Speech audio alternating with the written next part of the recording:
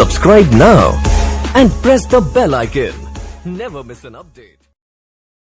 खबर बड़नगर से, जहां बड़नगर में मंगलवार को अंजुमन गली निवासी रुखसाना पति रज्जाक को अत्यधिक सर्दी, खांसी और बुखार की शिकायत को लेकर उसके परिजन गीता हॉस्पिटल लेकर गए। तब उसकी एक्सरे रिपोर्ट के आधार पर डॉक्टरों ने उसे खटोर द्वारा उसे सिविल हॉस्पिटल भेजा गया। वहां उसको तत्काल ही लक्षणों के आधार पर उसकी बेटी के साथ तत्काल सिविल हॉस्पिटल उज्जैन के लिए रवाना किया गया।